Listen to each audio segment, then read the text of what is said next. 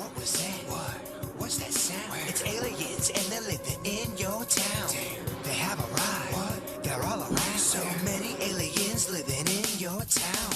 Are you scared of aliens? Weirdos, and weirdos. How the heck are the weirdos? Yes. Very good. Very good. I want to start off by saying we were off last week, and are we able to talk about what happened last week, or is that... Yeah, sure. Okay. Mr. Beckett had some stuff going on in his personal life. I'm going to give the microphone to you, Mr. Beckett.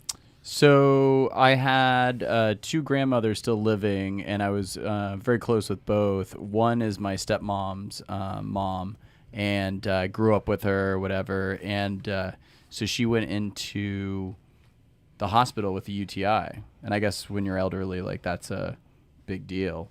So she just went in to get the UTI, like, and risk not getting sepsis. Long story short, when she was under with, like, doing some procedures, she had, like, 2 mini strokes and heart attack. So my grandma goes in, UTI, doesn't come out. It was tough. It's like she was there for a handful of days, and it's the only person my stepmom has left, basically. So we were up there in, I forgot what the name of the hospital was. I think it's Cleveland Clinic. And Sure. Yeah, up there.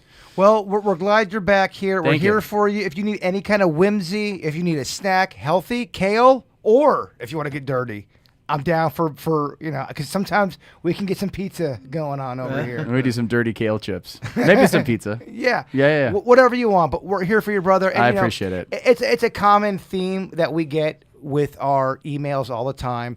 People going through death and how to deal with it. And Vickie, you being so a part of this kind of world, they go to you when someone's passed away.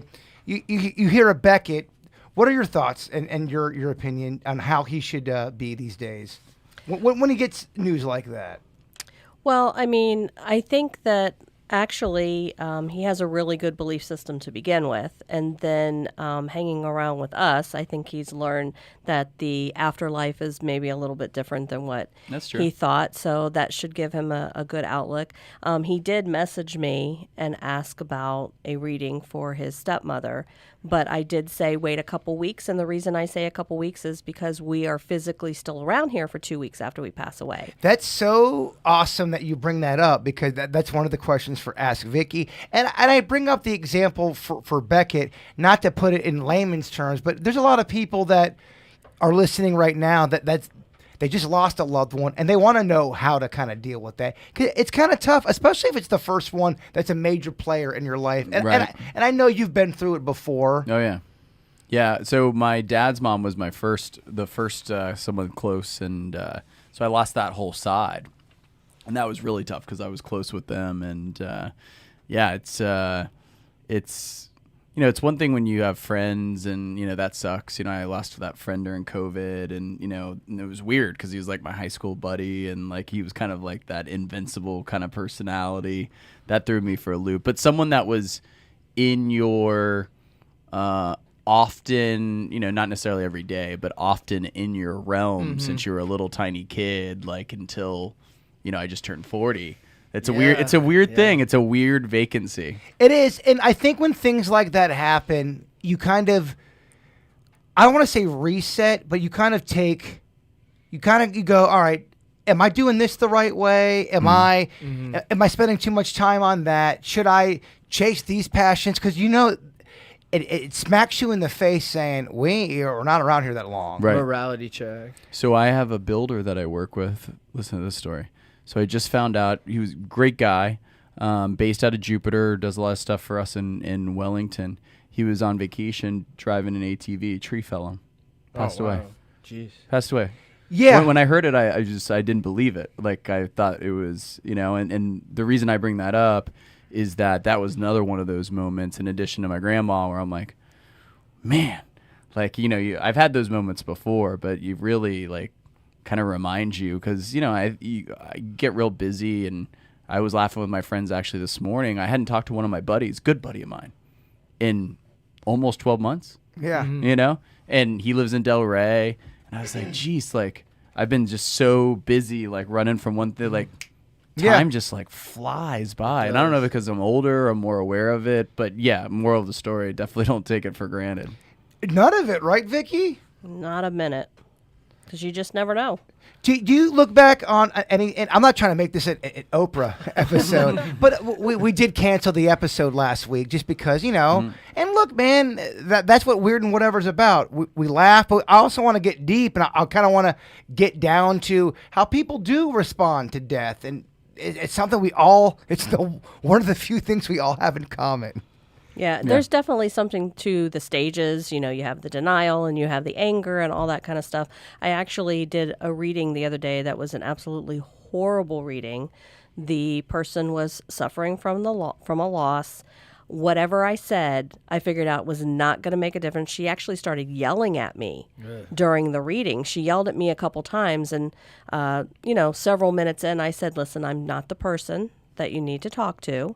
I'll try to find you a trance medium because I think that you need to hear these answers in your brother's voice. And the only way to do that is possibly through a trance medium." And I returned her money. And she wouldn't have responded no matter what I said. Because she was so angry. Yeah. She was still way too much in that angry stage. And I'm not out there at all to take money for no reason, and I didn't help her, so I gave her the money back. Yeah, I think that's why people do trust you, is because you're not trying to be Sylvia Brown. No offense if you do like her. I got my opinions. But I'm just saying you're not looking to make that green. You want to help people, and if I know for a fact if I did something and someone goes, "You didn't help me," and I legit believed that I didn't help them, I don't want your money. Right. Yeah, and I get that, and I think that's the right move. Right. And then the anger was so much that there were a lot of things I could have said, a lot of things that were coming through, but I knew with all that anger, I was wasting my time. Anger. Well, I'm glad we kind of morphed into that. It's a emotion that I think a lot of us struggle with, but we don't really talk about it. It's not a cool thing to talk about how angry you get. If you brag about how angry you get, you should be in a wrestling ring or you should be fighting with somebody. But I do think it's something that we, on the majority, struggle with. Dennys is a person that's got a very calm temperament.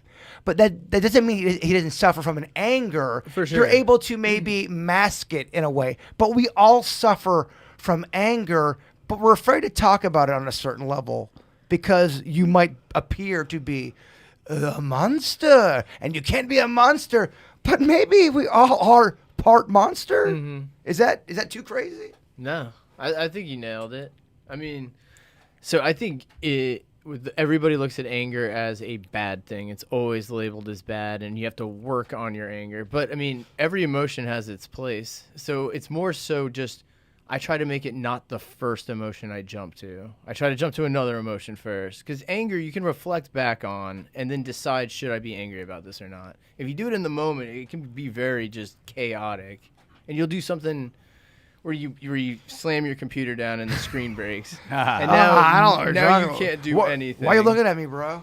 It's so humans are so weird. I was just thinking about it the other day because kind of like you're working in the garden, you're doing some stuff. I'm kind of tidying it up around, and just you'll pull a hose and it gets caught on a corner, and you're so mad, and you're yanking on it, and then it knocks over the thing that you originally were gonna be. I was planting a plant, so it's like a. So it's this caused even more work for no reason. That anecdote is a personal, real-life example. You were working on something, and then the anger almost added more. It caused more work, inevitably. Just because you get a tantrum, if it's too hot, everybody's like, "Oh, it's so hot." If it's too cold, the minute humans are uncomfortable, we just have to let everyone know how uncomfortable they are. We're just so fickle as a species. And I feel like we live in the time of drop the mic, bitch, fuck you, complain, doxed, fuck this shit, you dox sucker. Vickie, thoughts? For me, like I just when I get angry, I just say it. And then it's over in a couple minutes at the most, and then I go about my day. If I kept it in, I would be the kind that would, punch a door or, do something like that. Does anybody have anger guilt here? Where you do something out of anger? Well, when you get mad, you react in a way because you maybe you didn't sleep, or maybe you are legit pissed off. Somebody really hit your buttons and they touched something that pissed you off. Do you feel bad about that? And we were kind of talking about how anger, all of these emotions have a place, but if you overdo it, it can lead to even more problems. Does that make sense? Anger can lead to more. I know for me, if I get mad at something, like I'm talking hurricane mad, within about 3 minutes, I know I should not have gotten mad, and I feel stupid, dumb, awful, ashamed. That's got to be something a lot of people feel. How do you get over that, Beckett? So I don't know that I'm quite as stoic as Dennys, but I also don't really get mad that often. Yeah, you're a pretty mild temperament. Yeah, as well. and my friends have said that have known me for a long time. You know, they may have seen me get really mad like twice, and they're like, it's freaking scary because they never, which is kind of cool. It's like I kind of save my bullets, right? Because dog, you're dangerous. they're like that. I've never seen, but I thought of that because I actually also come back to baseline like very, very quickly. I think I'm usually pretty good about not saying something I regretted. I'm never really been a fighter like kind of guy. I don't really get myself in trouble. I think sometimes like the only thing I can think of is I was in a relationship where communication wasn't the significant other's strong point. And so it became a very bad habit of just not discussing things in the relationship. So we'd go out to dinner and we'd have some drinks and then we'd get in an argument and then it would just like all of it would just come out. Yeah. You know? Well, I mean, if you've got some issues and you don't address them and then you both go out with drinks, Yeah. it's fucking over, baby. Oh, it's yeah. over. It's over. And then You're I yelling. It's never gonna win. and then, wasn't like angry, but like, voices were escalated Yeah, a little bit. And, you're a little bit more sassy about what you're saying. And Real, how you say. we've seen a sassy Beckett before. Yeah. And so the next day I have regret because I wasn't as eloquent as I could have been. Like I had so many good points and I just like blurted that thing out and she didn't fully appreciate it. And so I've had regret in those kind of anger situations. Anger emails are rough too. If somebody sends an email that pisses you off and you respond quickly to it and you don't read it all the way. I found an anger email from 2006 in my draft, and it was so funny. That's when you look back at things that you write, you go, "Oh my gosh, what a dick face!" I mean, the things that would make you mad. I really do have a theory. With every, I would say, about 4 to 5 years, we kind of shed some kind of a skin to where the things we worried about or cared about, they don't even come close to mattering anymore. The things right now. So how you're 40, Beckett. When you're 45, you're gonna look back on the shit you're doing right now and going, "What the fuck was I doing?" Yeah. Isn't that crazy? That's true. And you also know that. Yeah. Vickie, thoughts? The older I get, the less I care about a lot of things. And you Like, call that- seriously. call that wisdom." Why is that? I guess you get, you as you always say, you've been to the show, you've seen the strings kind of thing. Well, And, you've been to the show. You've seen You the know, show. I mean, you realize how insignificant half of the stuff that you go through and that you worry about actually is. For real. I think you have a better understanding of what's important Yeah. and what's not. And I think too, the closer you get to that finish line, and again, I think people think when you talk about death, it's always depressing. I kind of don't look at it that way. I think we're all going to go through it. Let's talk about it a little bit. Let's open up ourselves to the understanding that it's all going to happen, and maybe there's a way to not be so afraid of it. Right. If we talk about it. Yep. I think it just scares people, but it does. It's very healthy to talk about. I think it is good to talk about. You should talk about it. I mean, otherwise it's just the elephant in the room, You But got- don't or you- then you don't know how to confront it when it happens. You just don't even know what to or do. plan or discuss loved ones or get a sense of urgency. Like I think that's one of the more underrated things. I use that in negotiation for real estate contracts all the time. Like a sense of urgency is so important.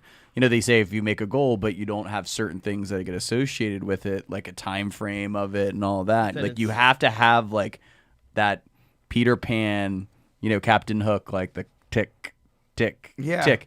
Not in an annoying, like anxiety type way, but you have to know that that is the ultimate outcome. However, whenever, wherever it happens, and if you decide just to put your head in the sand on it, I think you're doing yourself injustice on how you probably should reframe, because I think it helps you get to that wisdom where you start to have a better understanding of what matters because you're thinking about the end. I love all that. Great insight, Mr. Beckett. Thank you. Vickie, when you've got a spirit that passes away that is kind of more spiritually intuitive, do they have a easier ride going to that classroom you talk about? You talk about that classroom after you die where you got to learn things. And Well, you not did this- everybody has to go to a classroom. Some people, if they didn't have a big lesson to learn or they hadn't done a lot of things horribly wrong, then you don't have to go to a classroom. What is it though? Then what kind of person would not have to go to a classroom? Or are we talking about a Just an average Gandhi? person. No, just an average although person. Gandhi had look into Gandhi. Just an average person who didn't go out of their way to hurt people, who did everything with the best of intentions, had a pure heart, and those kind of things. The people that I've seen in classrooms, it could be anywhere from I've seen fathers who were emotionally cut off from their children, in their children's entire life. That dad never let them know that they were loved. And that person will be in a classroom until they learn that, oh, this is what I should have done with my children. Do you ever believe with what you've seen, let's say there's a father out there, he really shit the bed, did it all wrong. He's in that classroom, they go, all right, motherfucker, you got a chance to go back, reincarnation style, but you got to kind of do some work. We're talking the first round back. It's a snail. It's a snail. It's going to be in a real It's going to be a long climb. long climb, but then after you die as a snail, you become a fox. The fox is a little sexy, you get a little bit more shine, and then you become A wombat. a wombat. The natural progression. Me and Dennys finish our thoughts all the time. Exactly. A wombat, Vickie. Thank goodness I've never been shown that. So I'm just saying, don't think it's going to happen, but, it's a cute game. By the way, love wombats. Oh, I think I do they're too. just what a mystical creature, Beckett. So in the Tibetan Book of the Dead, the Bardo Thadal, if you want to skip the classroom that Vickie's talking about, you have to let go of your ego yourself and accept that we are all of the same exact energy. How do you do that, Dennys? Well, that's the process. A lot of people don't do it a lot of times. What's the layman's terms? What's the Cliff Notes? If I'm at Walmart, I got to do a report on enlightenment. What do I get? So I guess the main thesis would be that we all just are born from the same energy. So it's just a grouping of energy, and then you're put onto the planet to learn. You either evolve or devolve down the scale to where you become the lowest thing, or you skip the classroom and go to heaven, essentially. Beckett, we've got talks of classrooms, evolving, heaven. Thoughts? It's interesting. So when I was did that Nepal Bhutan trip, they had the Buddhists. We went to the tiger's nest, which was freaking epic. And I learned about because I never, I knew the band Nirvana, but I didn't really wasn't curious enough. That's what they seek. To Google. You young? So they have something called the mandala. Right? And the mandala is the different levels where you go up and down. And then in the middle, the ultimate goal was nirvana, right? Based on how you live your life.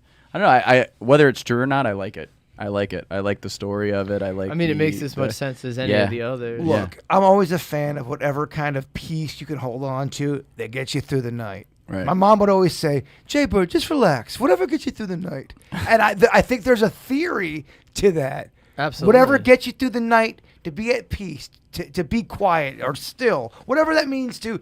My peaceful is going to be different than a Dennys Whatever or your a peace Ponton or a Beckett or a Vickie. Yes, but I love it. All good stuff.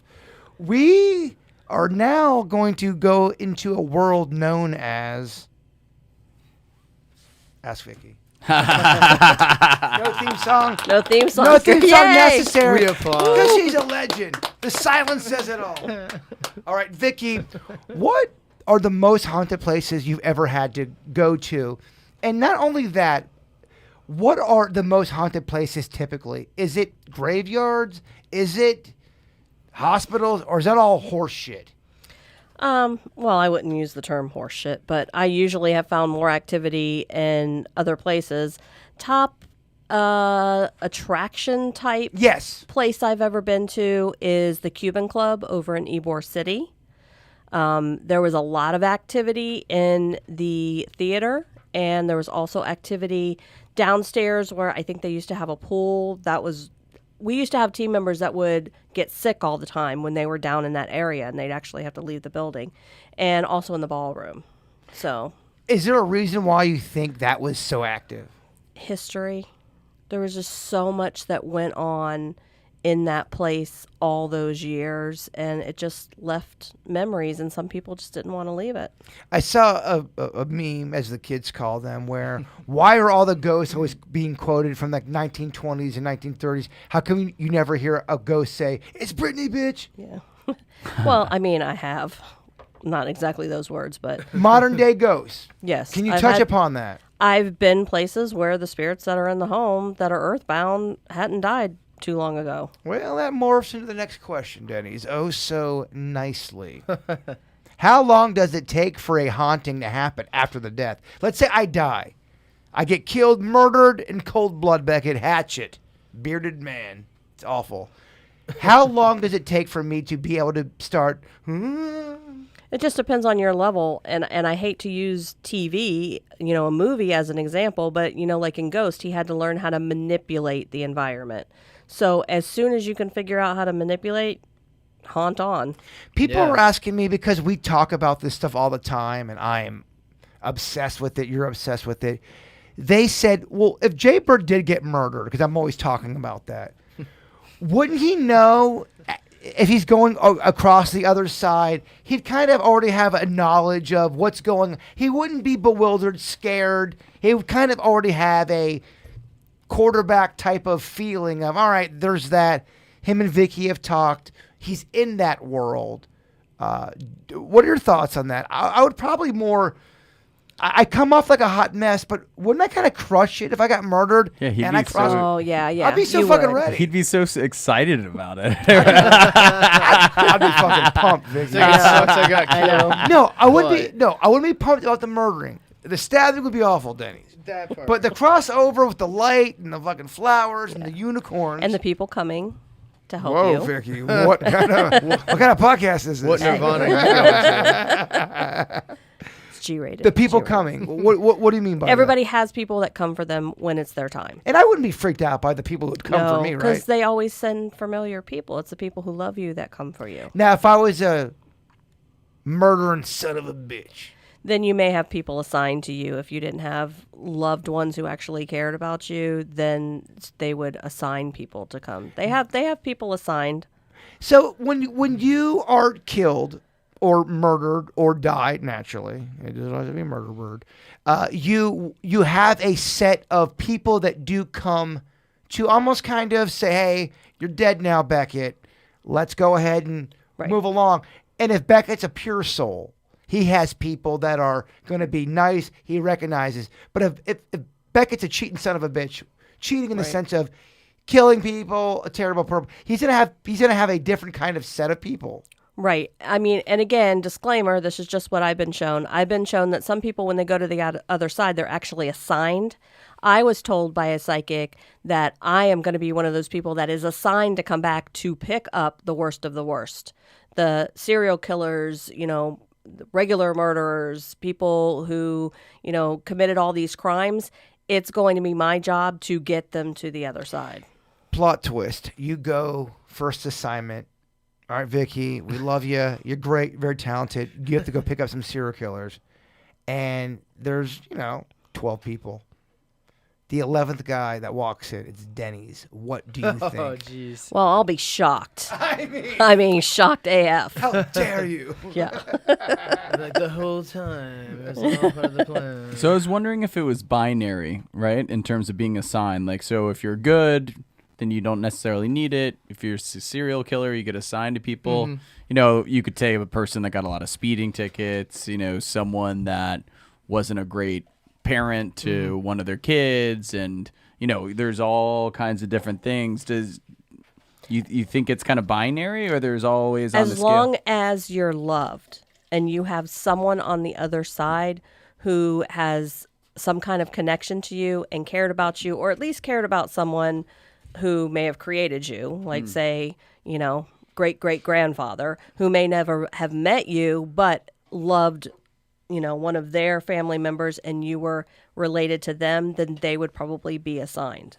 Yeah, it's only the people that are really, really bad. And only one time during a reading did I see reapers coming for somebody. And if you just tuned into the podcast, layman's terms, reaper. Some of when I saw them, I didn't realize they were reapers. But their job is to take people who are really bad and make sure it's almost like that police escort to the other side to make sure they don't pull any funny business and go directly to that classroom. Damn. When I saw them, I didn't know what they were. They looked like Men in Black because they were dressed in black suits, sunglasses, expressionless. And I called my shaman and I said, okay, this is what I just saw coming for this old lady. And she goes, those are reapers. Now, That's that faceless agent, right? does it take away the scariness if all of a sudden when you see the reapers, you hear, here comes the Men in Black? I think it kind of does. It would ruin the moment of it. It would Yeah. ruin the horror. Like, all right, these motherfuckers. Maybe are not Fear the good. Reaper would be more appropriate. More haunting. I would agree with that. And ask Vickie, can one use tarot cards and be a psychic like yourself and also be a ghost investigator? Because I know a lot of times tarot card readers, they kind of have their own set of rules. Witches and people that practice the Wiccan world. Is that Wiccan? Is that how they say it? Wiccan? Mm-hmm. Is it more of subsets? Can you cross over? Can you be like a pitcher? And I know people fucking hate sports analogies, but can you have a fastball, a curveball, and a slider, meaning fastball being... So people... Shut the fuck up, Bert. There's different people that use tarot cards. Some people use them specifically and follow the little things that are on there. Okay, you pick this one. It's next to this one. This is what it means. But there are some people that simply use it as a kickoff start for their own ability. Just like I use pictures as my kickoff point for my ability in a reading. So they could use the cards just to get them started, but they're not reading the specific rules that are inside the cards. You love pictures. Yeah, well, pictures that's my thing. So I gotta go. I got a couple pictures for you. We should do that. That would be a good segment for the Weird and Whatever, where we I'll present a picture. if we're all able to put a picture up. I got a picture I want to show you where you need to read their energy and tell me, am I dealing with a fucking psycho? Are you going to follow what I say, though? That's the thing. I followed what you said the last time. What are you talking? Why are you giving me? Did you cease all communication at the point that I told you? Okay. Absolutely. Did he, Dennys? Yeah. He don't know what you're talking about, but he's in the back because he's my soldier, and I fucking love him for that. But with that said, I already knew the answer, though. It's almost like sometimes people need an ear. Beckett comes to me bitching about something. 5 years ago, 3 years ago, maybe even 2 years ago, I'm going to try to solve your problem. I've kind of learned 95% of the time, motherfuckers just want to vent, and you go, yeah, man, that's fucked, Beckett. You're right, man. Sucks. It does. Unless you legit say, Jason Pennington, how should I handle this situation? I shouldn't be giving advice to anybody. That'd be a great bit. Which part of that? Everyone asks Jaber what they should do in that situation. Well, I don't know. I don't know if it would be great for the personal life. You know what? How about we flip the script, and instead of me reading the pictures, we let you read them. Oh, I love it. That's a way for you to open up too. You've always wanted to help, develop your gift, so we can do that instead. Someone also asked me, could Vickie put Jaybird through a psychic boot camp? Kind of like a 2-week process where we're going balls to the wall, nards to the hards. We are just going deep to the Jeep. Yeah. And we really get better. Yeah. We level up, as they say in the video game world. Yeah. No, you Right, Danny? absolutely could. You absolutely could. But couldn't anybody though? yeah. If you're the shittiest psychic on the planet, you have no psychic abilities. Can you do a boot camp to where you level up and you're a little bit more in tune? You'll be a little more in tune if you, just like I've used the analogy of I could learn how to play the guitar, but I could never play like Prince because he was a genius and that was just in him.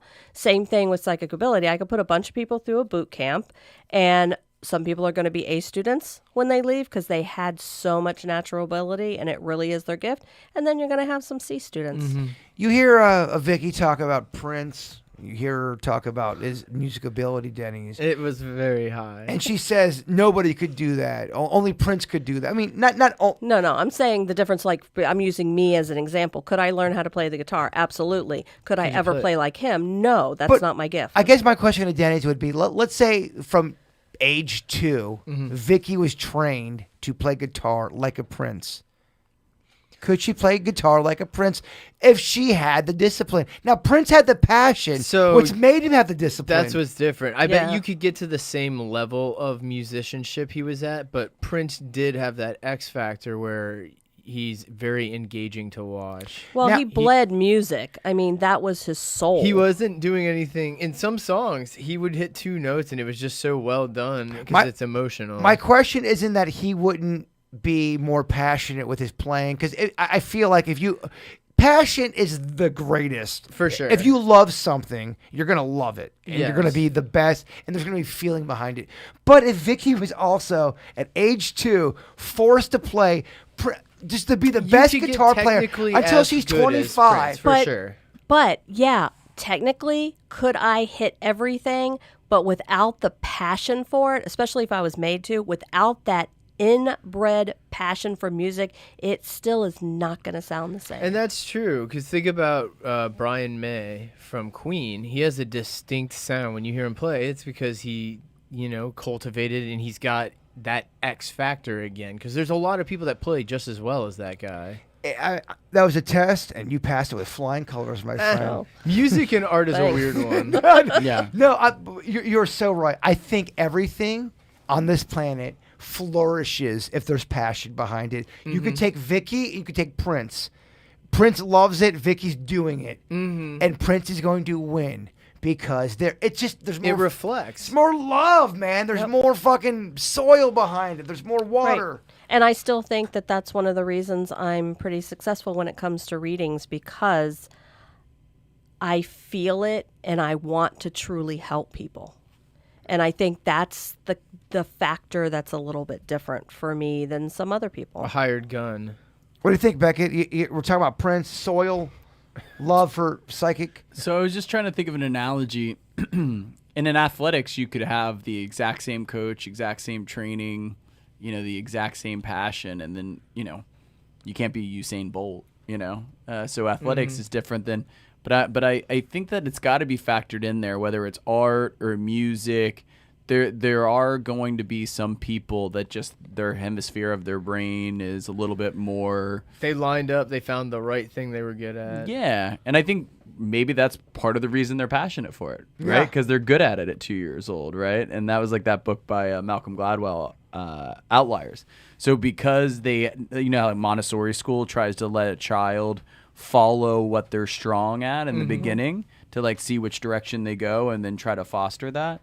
I think Prince probably went to music, when he was there. And then, people have their different strengths and their interest and their He passion. might have had a disciplined background on top of the fact that he already was drawn to music. Well- So then he was forced to play more often. You have a perfect storm of awesome where you have discipline meeting passion, I mean, meeting that's- talent. I mean, Meaning opportunity, too. His dad was a musician. Yeah. So, I mean, it all is. all of it. exposure. But I do want to say that there's sometimes a passion deficit.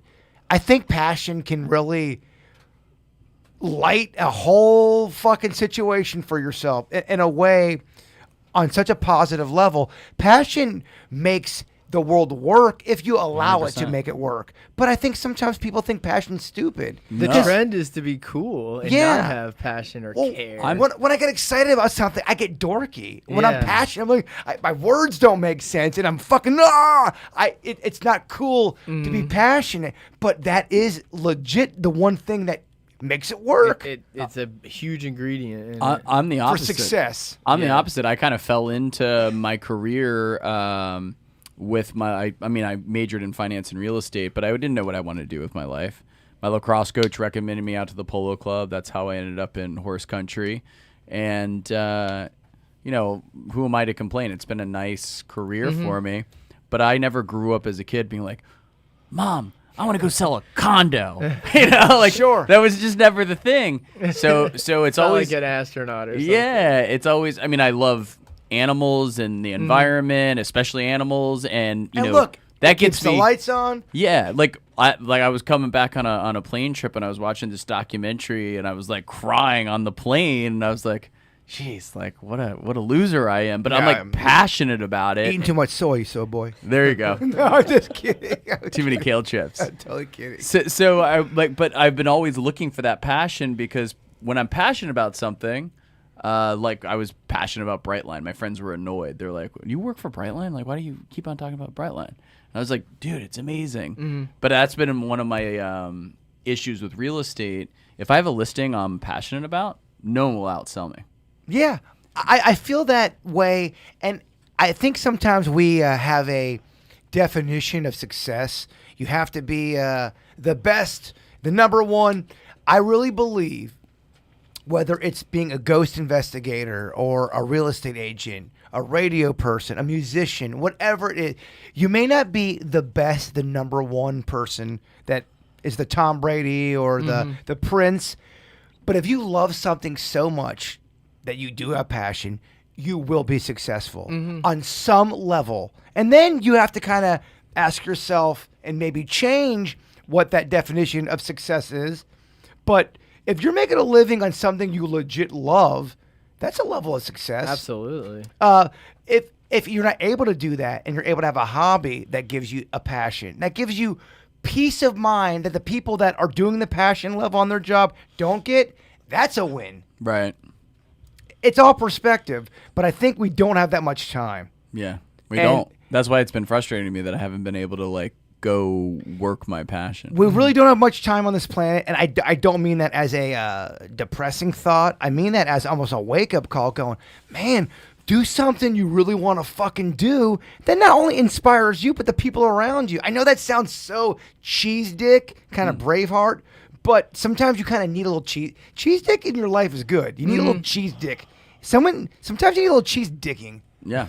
So that was a little Yeah, harsh. please don't use that. Sorry. I said it like 7 times. It may not mean already. the same to you guys, but it. Oh. I apologize. I'm not gonna lie. I watched Braveheart the other night. I'm a little pumped up. Oh, I watched it. I watched it recently too. It gets you pumped up. It makes you hate the injustice of it. Well, it just knows that you could die at any point. Again, not to be depressing. Just go for it. What are you waiting for, motherfucker? Yeah. What are you waiting for? Whatever. If you love her, tell her. If you want to build it, build it. If you want to buy it, buy it. Yeah. What are you waiting for? If it falls into your right, Yeah. don't Well- buy it if you can't afford it. When the show's over, we're going to arrange for your boot camp. Well, there you Oh, go. that'd be fun. I'm down. I'm ready, Vickie. Hone. I'm ready to bloom and fly. Great job on the Ask Vickie, y'all. That was awesome. Clapping intro, clapping outro. I think it might be time for some Dennys Random Facts. Oh, the sweetest of Dennys. He does a great job looking on the internet, finding great factoids. I've learned a lot from a Dennys. Can I get an amen on that? Amen. Amen. Bicycle face? Holy shit. That's always the example. If you don't know what I'm talking about, go back. Nothing's organized. You won't be able to find it on the internet, but yeah, fuck it. Listen to 12 of them. Yeah. Maybe possibly not find it. And you'll get the charm of the podcast. Vickie is our educator. She grades our sweet Dennys. If she loves it, she gives him an A. If she hates it, she's been known to give the F, throw the D, all of the above. Dennys, the floor is yours. Alrighty. So you were just talking about this, so I'll touch upon it. But you just watched Braveheart. They had Prima Nocta, where the king was allowed to have the first I guess, sex with Yeah. your wife when you got married. I think it wasn't only the king. I think it was the king's officers as well. That's even worse. Yeah, I think you could be a You could be like the Duke of the land. a general, whatever the fuck the whatever it is, and they go, "I am here for the king," because that's the part of in Braveheart where he goes, "I'm here on behalf of the king." So I guess it's his consorts as well. Ugh. But so that wasn't the only effed up rule they had too. They also had something called buttocks mail, which was a slang term that the Scottish came up for back in 1595. That back in the day, which it was a very big deal to not have sex before your wedding day. Wedding day was supposed to be the first. So they would tax anyone who was reported having sex before being married, and you had to pay a tax for it. And you actually would get rewarded for narking out people about having sex. Oh, jeez. It's just, they had taxes for everything. Makes me feel weird, Vickie. My stomach kind of feels odd. Thoughts? Grade? See, Damn. For cheeky. We'll see. I was told this. I don't know how that wasn't the C I was thinking of. Oh. how accurate it is, but supposedly the F-bomb came from that fact. Fornication fornicating. under consent of the king. That's what they say. That's what they say. What a fucked up rule, man. It does. That part in Braveheart, if you have not seen Braveheart, I apologize. I know people get mad if they so haven't seen rough and- something. That part makes me so angry. Yeah. Oh, I almost have to fast forward it at times. Yeah. I can't watch. But then when Mel Gibson goes in there, I'm sorry, not Mel Gibson, the character. Yes. William Wallace. Thank you. Yeah. Well, William Wallace. He goes in there and he fucks everybody. I love a great revenge movie. No, it's man. good. Love revenge movies. He's It's got another good revenge movie, too. Payback. And give me back my son. Oh, yeah. Ransom. Ransom, yes. The character, not the actor. Again, yes. So I found another fact, and it stumbled me into this fact, and then I'll go back to the other one that brought me to this one, because I just can't believe, again, we're talking injustices, how this could... So the most toxic town in the United States is called Kotzebue. It only has a population of about 3,500 people.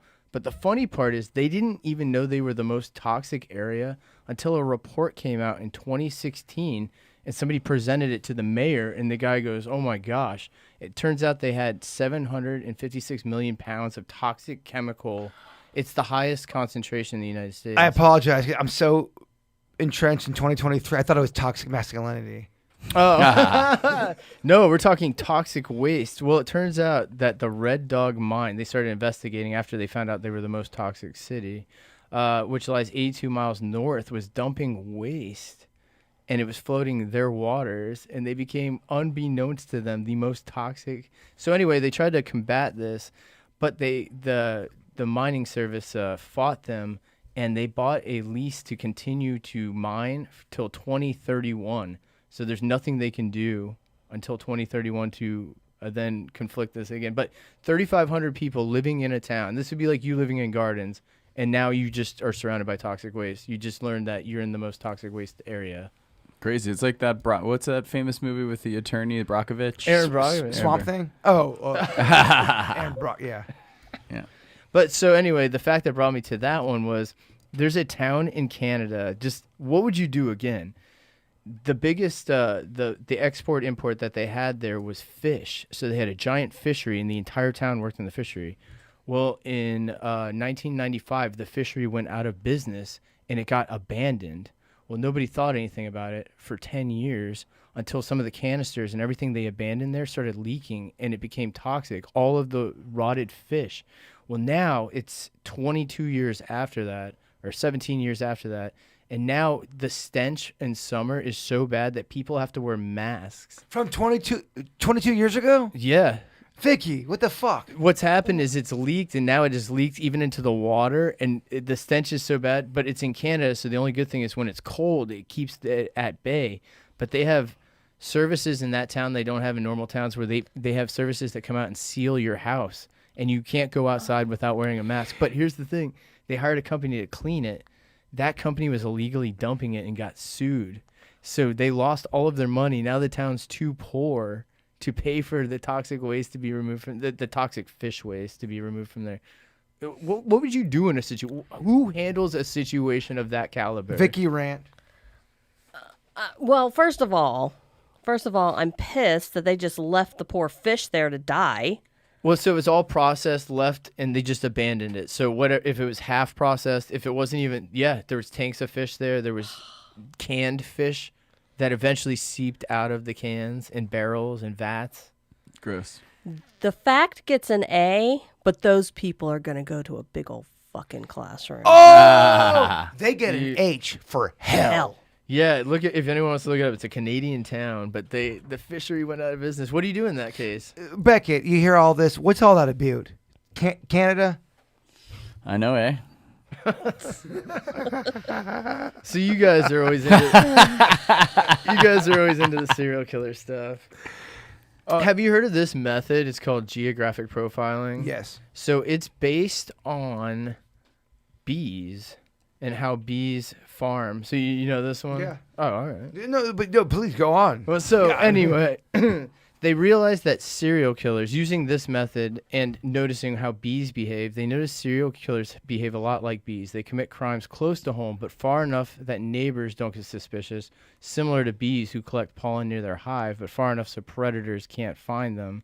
Scientists used an algorithm following bee behavior, and they've been able to catch the patterns of serial killers and where they could be located based on this technology, based on bumblebees. Isn't that crazy? Wow. Or you can just take someone's Google search history. Man, that is a very easy way. yeah, I feel like it's getting harder to murder, and that's a good thing. Yeah. Now they just noticed that there was a similar pattern, because if you think about it, you want to be close to where it's not an inconvenience to your life, but it's also, you don't want it to be your next door neighbor. Yeah. Oh, yeah. Well, especially if you're more intelligent.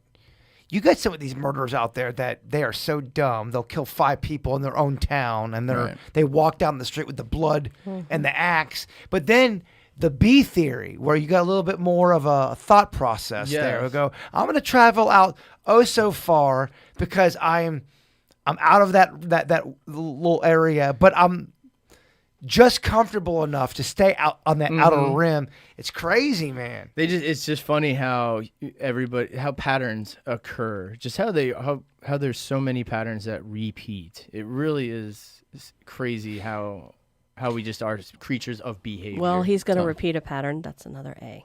Oh, Vickie with the play on Well, words. he had me at serial killer. I know you guys like killers. I put that one in the middle there. I'm just so glad I'm not the only weirdo now into murder.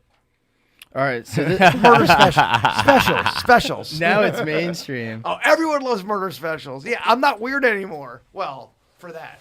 That's funny. Dennys, give us a couple All right, more. so You're crushing it, kid. This one I'm very excited about because it's insane. So there used to be an instrument called the Clattenclaver, which was called the cat piano. It was a musical instrument made out of cats. I'm going to put a picture up on the television here. What?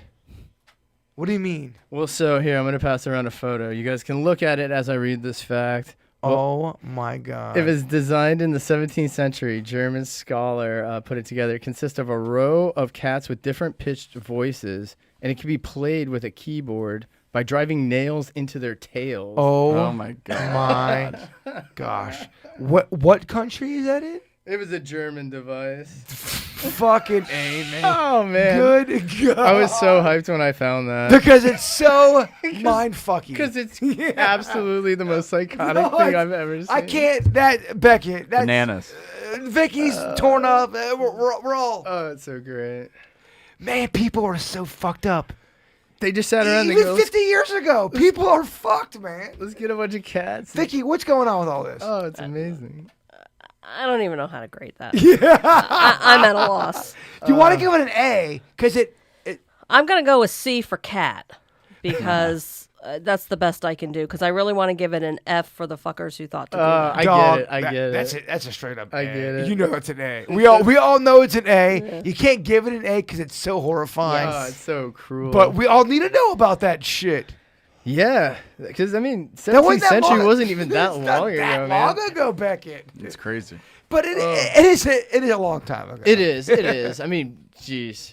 It's a long time ago. It's funny how quick technology really made time speed up. Because for a long time, it took a long time to do things. I feel like everyone was killing everybody in such a barbaric way, and then all of a sudden, trains! Yeah. Cowboys are dead! And hey!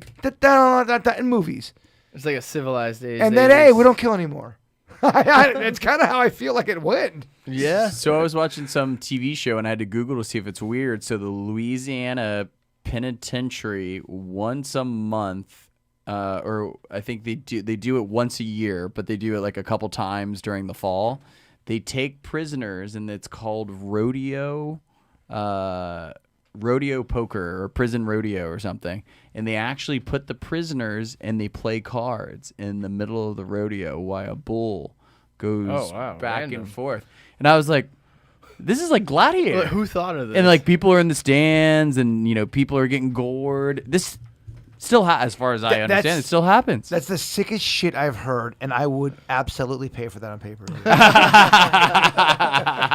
Everything will eventually be that Running Man movie. Oh, yeah. I mean, we're animals. Animals. And we want to be entertained. Are you entertained? You're right. It's crazy. Well, Sweet Dennys, I think you fucking nailed it. That was great. Great round. Pun intended. Pun intended. Yeah. Great round. Let's bring in Joe Ponton, a man on the streets. Joe Ponton, the newest member of the Weird Whatever podcast. He goes out there. He's always on the beach. He's always looking for weird shit. And the question here, Ponton, we haven't been together in about 2 weeks. Give us about, I don't know, 2 minutes of breaking the microphone and... Sorry, brother. And tell us what you had seen out there. Just being the man on the street. Give us the weird shit that's out there. And what do people need to know about locally? So there has been actually a lot of UFO activity locally lately.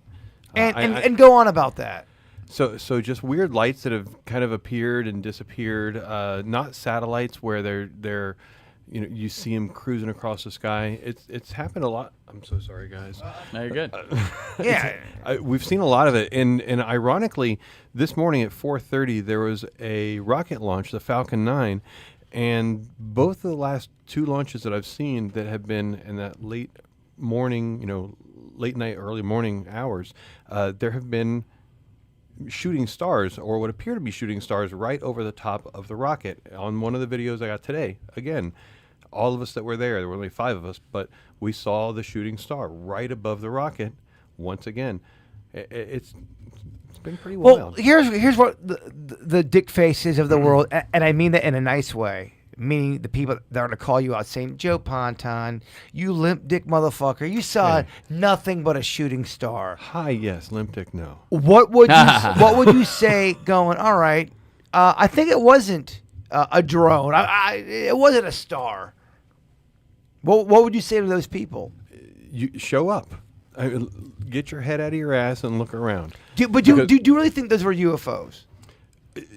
To everyone around us, unexplainable. Yes, completely unexplainable. By definition, they are UFOs because they were unidentified. They were flying and they were objects. Yeah, but I agree with that. But people counter if it is then confirmed it's not.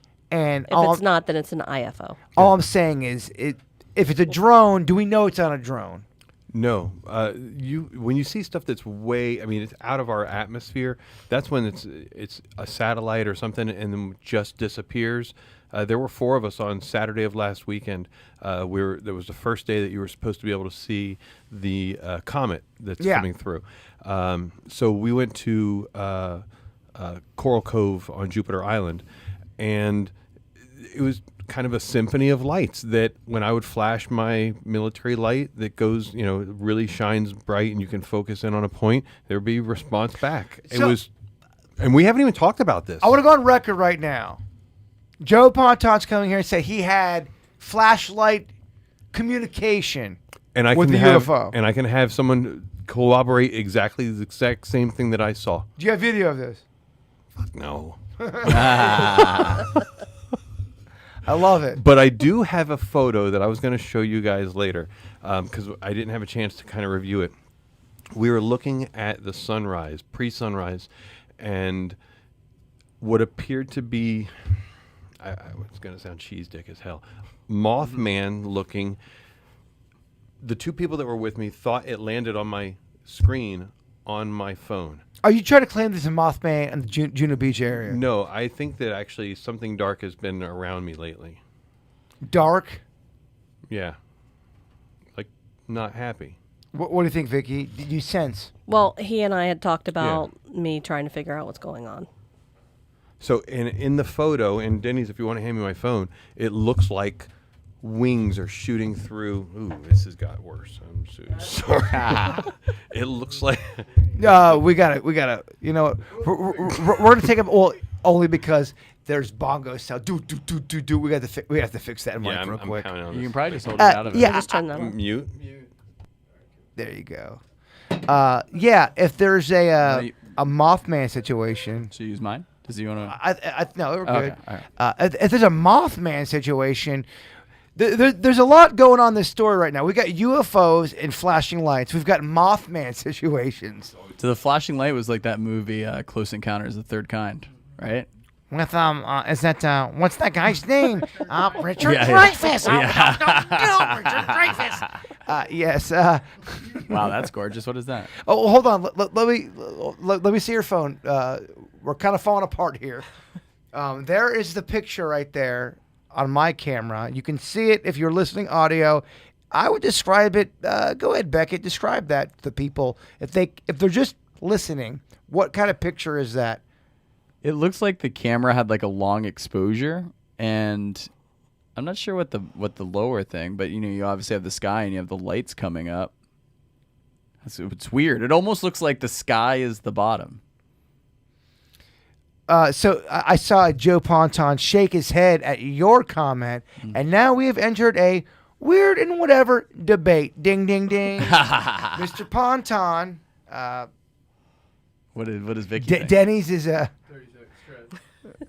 Vickie's going to go ahead and give her opinion on this picture. Beckett thinks there's light exposure. Ponton thinks it's aliens, and I want to do a debate.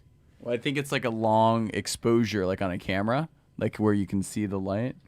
But it almost looks like the stars are down instead of up. If we release that on the internet, let's go ahead and put that up. I like that. Let's put it up. Let's get the debate going. Is this legit? Ponton, would you say that right there, the picture you're talking about right now, you're trying to tell me you think that is an alien type? Yeah, there you go. Okay, so what that image... Just before that image was taken, I took an image just before and an image just after, because what appeared on the screen of the camera, it looked like it was on this side because it was so big, and it looked like a human moth, a human Gotcha. figure. And then what showed up on the image, and there's 3 consecutive photos, so that's it's not an extended It's not like a long exposure. No. So let me cut to the chase here, just so we can kind of clean up for the audience. Are you trying to say that there's a Mothman on Juno Beach? And again, I'm not trying to be sexist. A moth woman, Mothman, or a moth person? I'm saying more that there's a dark energy that's been around me that I'm not happy with, and I wasn't the only person that saw that, and we decided that had to be a bug because what we thought it was makes me uncomfortable. Okay, well, I think you and Vickie need to sit down, get some audio, and see what's going on. I love it. Get on the street, baby. Get on the beach. Give us that report. Give it up for a Joe Ponton. Woo-woo! Mothman. Happy looking. The Mothman And cometh. send me all 3 the consecutive pictures. Sweet Dennys. You hear thoughts of Mothman and Juno Beach? Thoughts? The Mothman, yes. Or a dark energy? Do you ever get people... I mean, that could be defined different ways. You ever get people saying, I've got a beach ghost, Vickie? Not often. Really? Not Why often. would that be? I don't know. Why would ghosts not be around beaches or Maybe the I forest? just don't know people except for Ponton that hang out on the beach. Is it possible that ghosts maybe be insecure to show off their beach body? Is that possible? Well, some people would claim that you would more likely run into something if water is conducive for activity. Some people think it deters it. Some people thinks that it will enhance it. So it depends on your school of belief. But as far as if there were some type of Mothman presence on Juno Beach, the one way we would find out for sure is that Mothman always appeared before tragedies. Yes. So if there is something major tragic that happens that multiple people are involved, then we're going to have to explore the Mothman thing. Let me ask you this. Do you believe in Mothman? I think that something happened in, it was your state, I believe, West Virginia is where Mothman originated. There's a lot of accounts, and they're very similar. And it was a time before you had the internet where this person said, they just saw such and such. Oh, yeah, I saw it too, blah. This is before that. This is people who didn't necessarily know each other that had very similar experiences and saw the same thing. Is it possible Mothman could be an entity of sorts that's, it's just, Mothman's a definition, Beckett, like gravity or soil?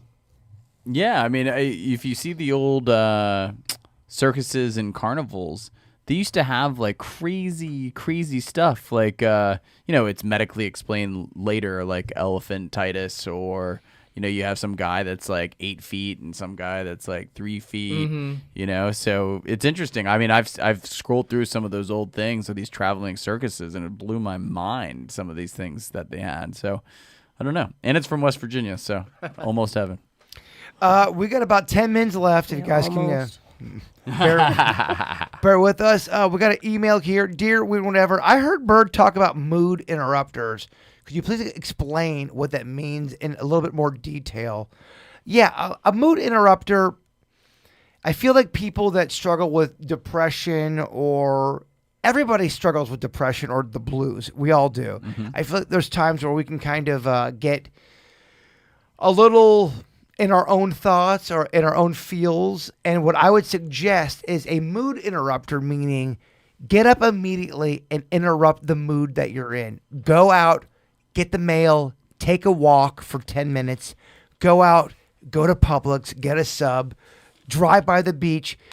But you have to force yourself to do that, because I know it sounds silly. And if you're a person that suffers from depression or shitty thoughts, even going to get a sub sometimes can be a big deal. Oh, yeah.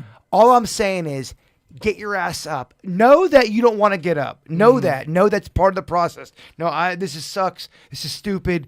It's a mood interrupter. You're interrupting what you're doing. And I'm telling you, when you interrupt those bullshit moods, you're going to get out of your funk a lot quicker. They're called mood interrupters, and it can be on any level. Let's say you got a coworker that's being a dick face.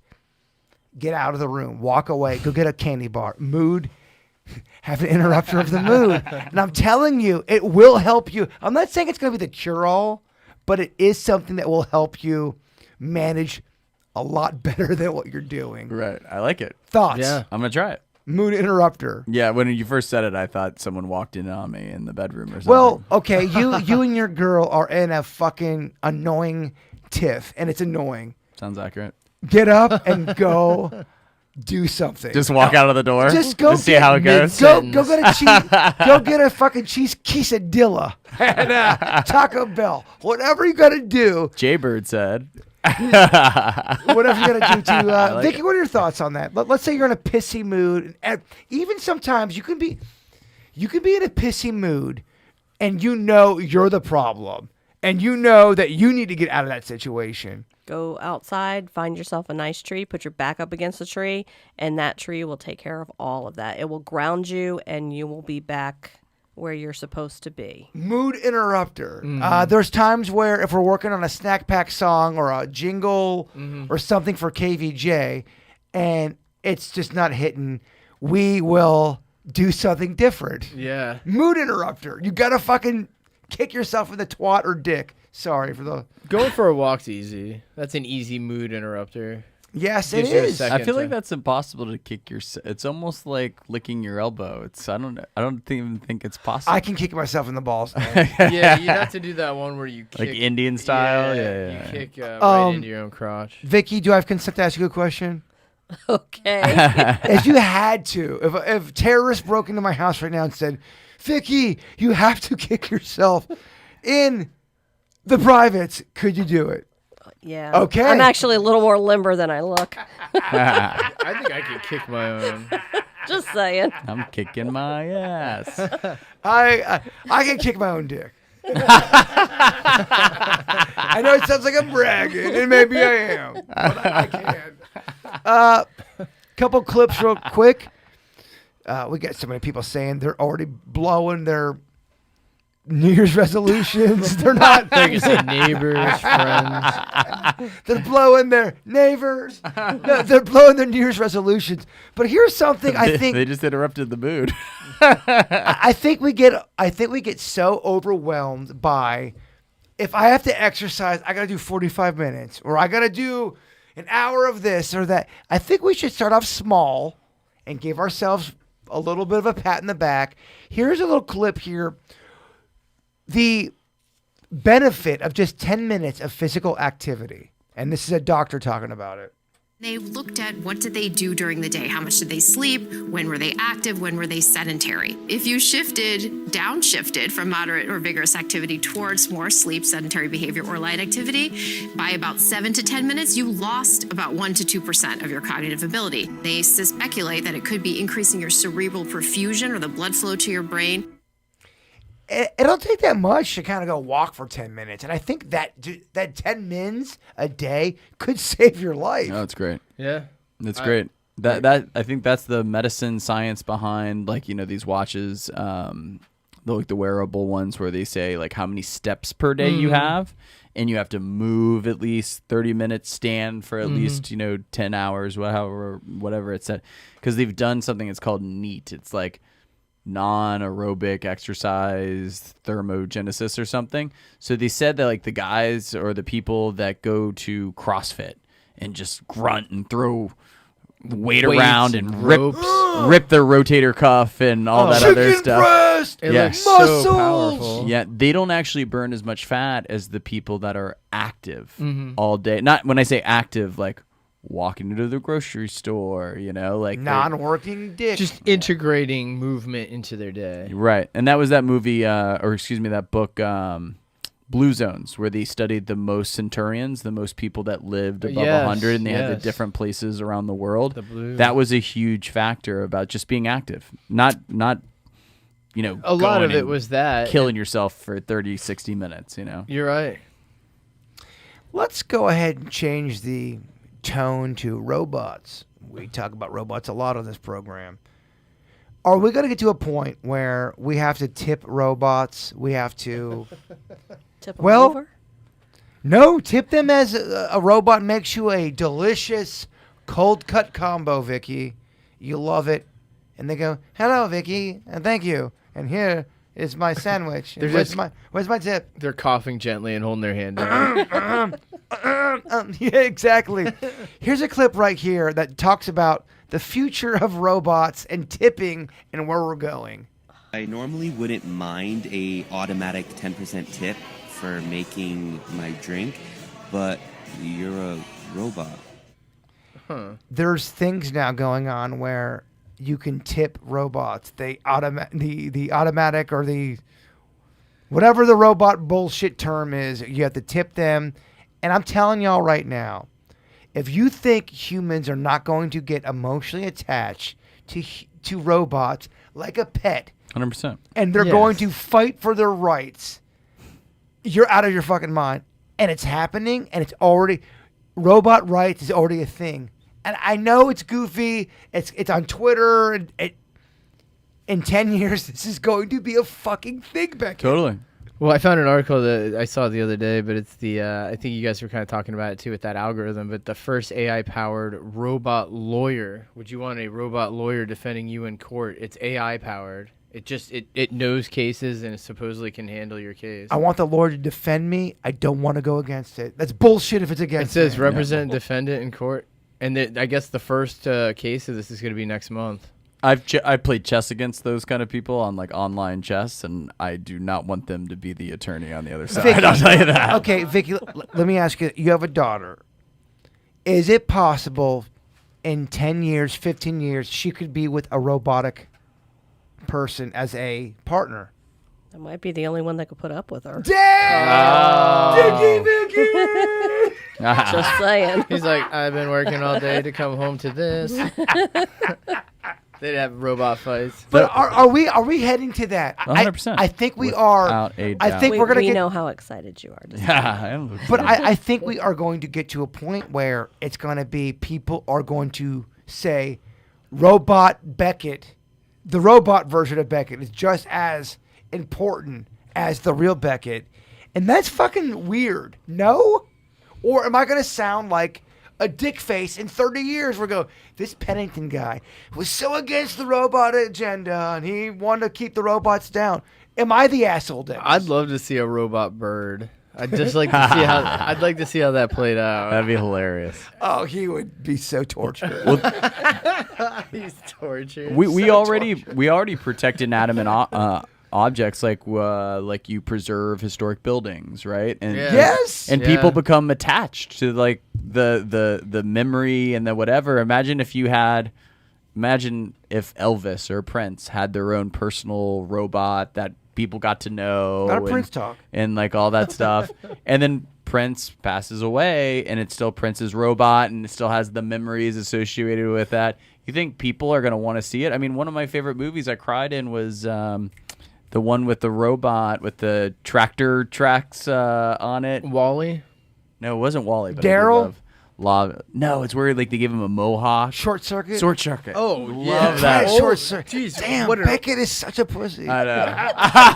Damn, short circuit too. Yeah, you got a short. I mean, and I'm a pussy. when he that's too much. when he ran out of power, that was sad. Oh it was yeah, sad. jeez. It was sad. Trey's horse in the swamp is I sad. fucking love Beckett. We're the same dog. Yeah. So funny. We're I coming thought to you were see- referencing something much newer. I thought he was. I didn't even go robot. to Short The Circuit. dog dies. I wrote something fucking. I was playing an audience. I thought there was a greater chance of Jaybird liking it. sure. That's hilarious. That's hilarious. Oh I love man, it. that's hilarious. That's good stuff, Beckett. But you know the movie with Joaquin Phoenix, Her?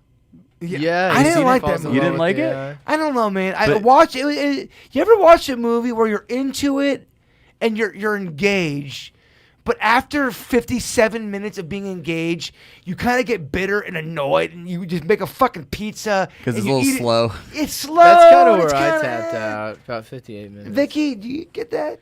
It reminded me of Not Black the pizza Mirror. part, but Well, to go back, and I know I sound like a broken record. Twilight Zone, really ahead of its time. If that, some people could consider that slow in the beginning too. Black Mirror. Black Mirror. I had a That's what panic. Her reminds me of. But Black my Mirror. point is, with the Twilight Zone thing was, he was a criminal. They sent him off to this island. He was by himself. Yes. But they made him a robot woman, and he fell in love with her. And she was so human to the point where they finally came back to the land to say, you know what, you no longer have to be here. You've served your time. You're back to Earth. He goes, I don't want to leave. They go, well, because I want to bring her with me. Can I bring? No, we cannot bring her with you. We have to destroy her. He said, fuck that. I want to stay here with my love. He fell in love with a robot. You mean to tell me people won't fall in love with a robot? Love is They love. will. Dude, they They fall will in love. absolutely fall in love with Without a a robot. doubt. Why wouldn't they? They Yeah. will. They're programmed to be lovable. Yeah. All right. I know that's not the future you want, Bird. This is one of the reasons why Elon Musk said that AI, even though he created Chat GT5 or whatever that everyone's using now, which of course he did, he said that artificial intelligence is the greatest threat to yeah. It is. humans. All right, we got to probably wrap it Skynet. up. We've been going so long. Last week, unfortunately, we weren't here, and Vicky's been sick. The other time, a lot of material, and we've got so much for next week as well. Stoked. We're gonna go ahead and end it tonight. You guys, great time. It was a blast. Great time. Everyone had a I great, misread the clap. We're not clapping. great. That's a great job. I'm so tickled with everybody. It's time to do our local artists, y'all. Oh, nice. And it's the first time that Whenever's going to do some Hip-hop. hip-hop. Now, this is, I want to make sure I get his name right, Mikey Ives. the Mikey Ives. He's local. This is a rap song called Symphony. Dennys, I guess, in pure hip-hop form, spin that shit. Thank y'all for listening. We love you all, and Bigfoot is real. Send me your original shit.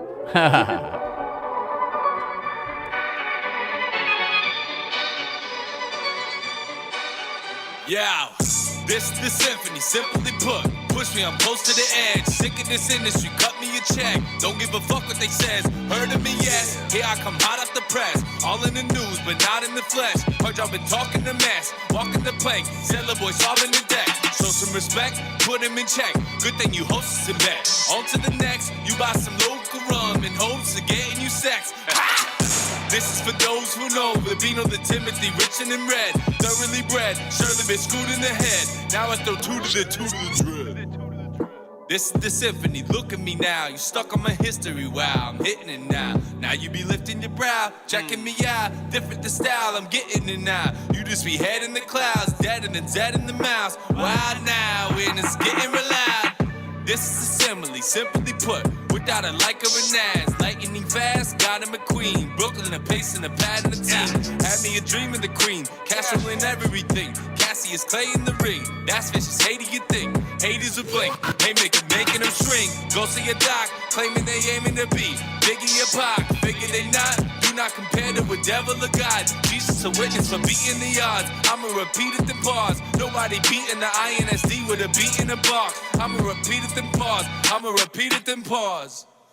After you eat up them bars, leaving you drowsy, how does he do it? Evening stars, easily fluid. It's easy we do it, easy we does it. We can relate to the public, straight to the subject. You was an A to an onion, golden goose eggs in my bakery dozen. Faking we doesn't. Nah, this is the symphony, simply put. Push me, I'm close to the edge. Sick of this industry, cut me a check. Don't give a fuck what they says. Heard of me, yes. Here I come hot off the press. All in the news, but not in the flesh. Heard y'all been talking the mess. Walking the plank, Sailor Boy solving the deck. This got an enemy, never been rotten. Fermenting my mentally often. Devil just sent me a bargain. Up the wrong tree, I get barking. Liquor and sedative. Said it would never be pardoned, never depart. And merrily wet. Forever no sense in your noggin. Sensitive object. Go spending every deposit. All of your bread. On to the next. Right till I'm blue in the face. Hands are red. But jet with embodied instead. There go they bodied and dead. Hop in your jet. Know you've been dodging the threat.